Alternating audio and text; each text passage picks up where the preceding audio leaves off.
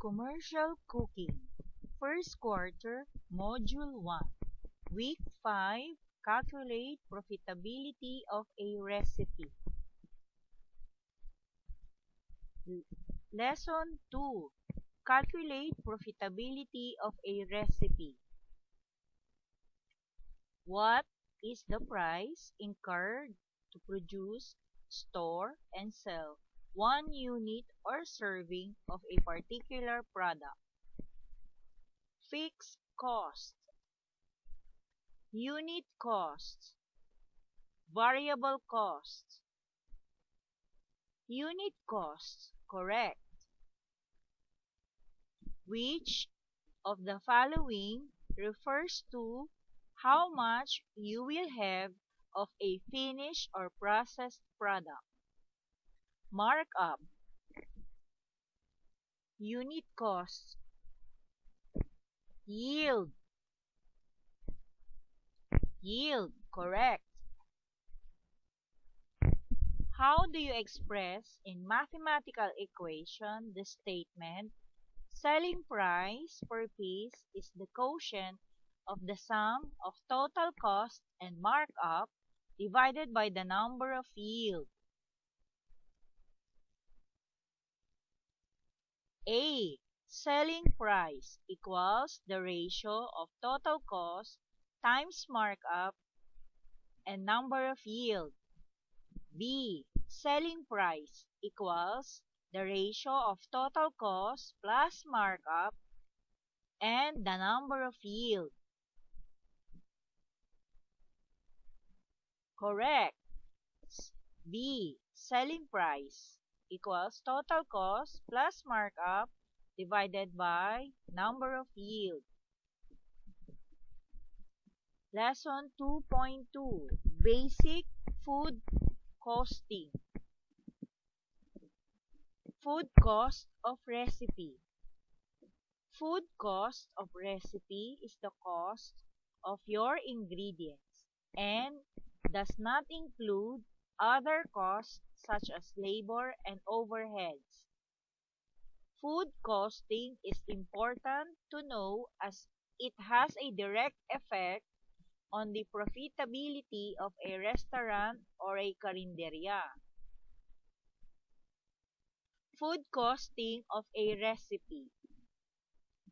Food cost may be defined as the cost of material used in producing the food sold. Formula: total cost of ingredient equals ingredient times unit cost. How to compute food costs? Prepare a copy of the ingredients of a recipe.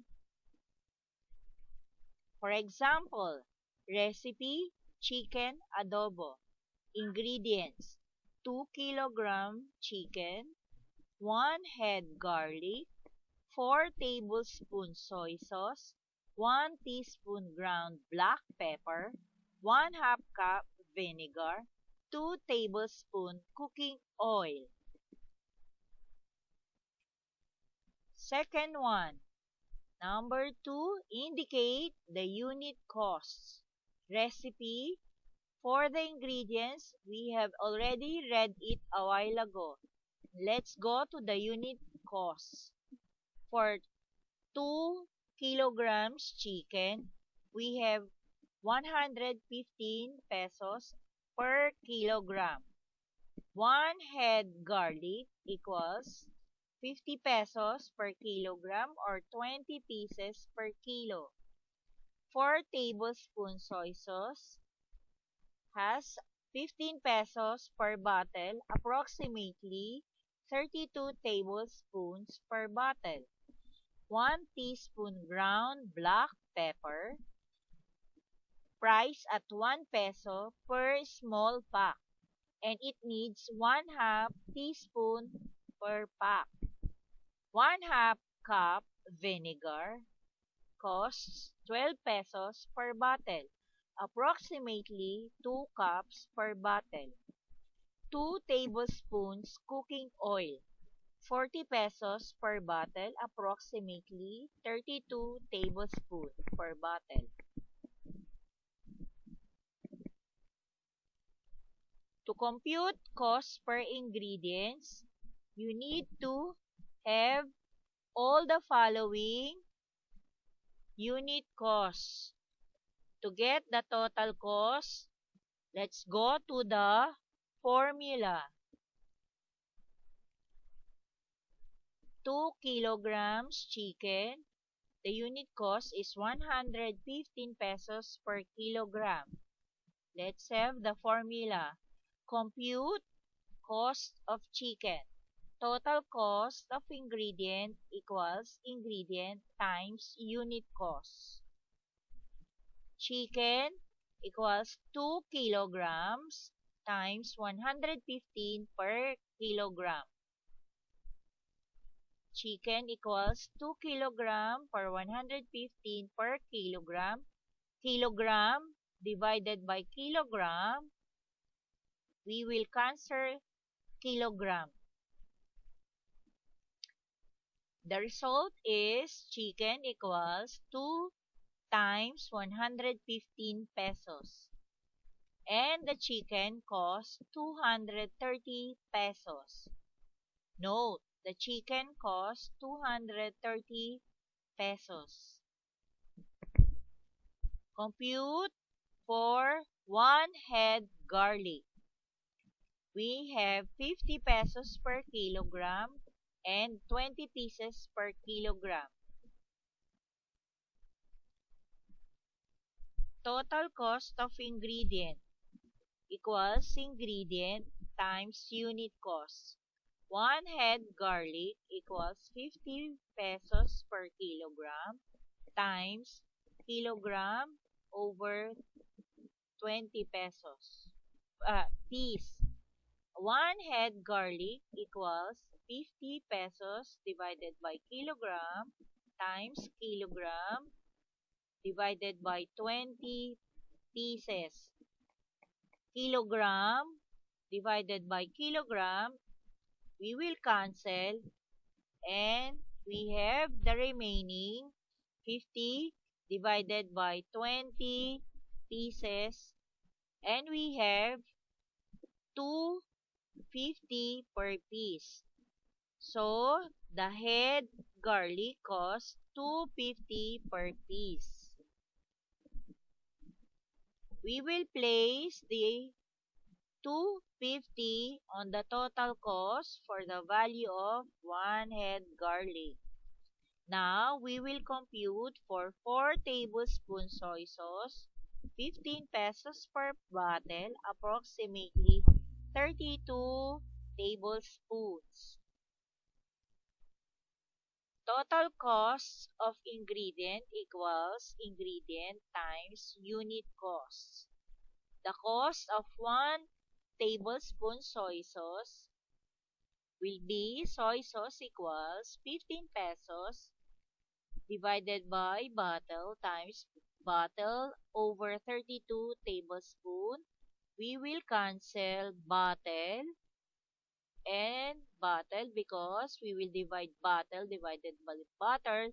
We have 1. So, 15 pesos divided by 32 tablespoons will result to 0.468 per tablespoon.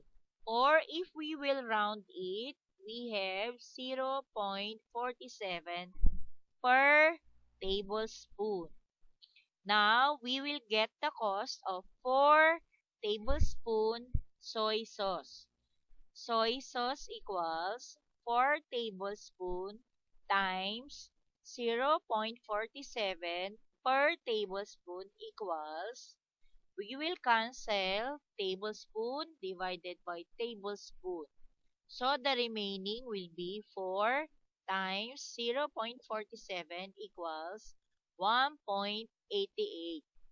That note, the total cost of 4 tablespoons soy sauce is 1.88 pesos.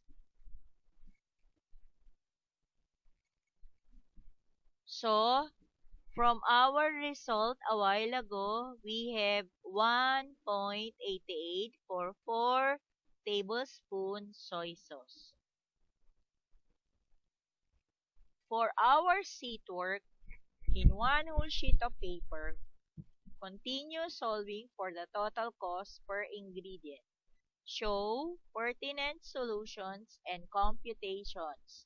So, you will compute for 1 teaspoon ground black pepper at 1 peso per small pack, 1/2 teaspoon per pack, 1/2 cup vinegar, which costs 12 pesos per bottle, and approximately 2 cups per bottle. 2 tablespoon cooking oil costs 40 pesos per bottle, approximately 32 tablespoons. Then, add all the entries in the total costs to get the total food cost of the recipe. So, after computing for 1 teaspoon ground black pepper, 1/2 cup vinegar, 2 tablespoon cooking oil, write your answers on the total cost. Then, add to get the total amount for your seat work. Thank you for listening.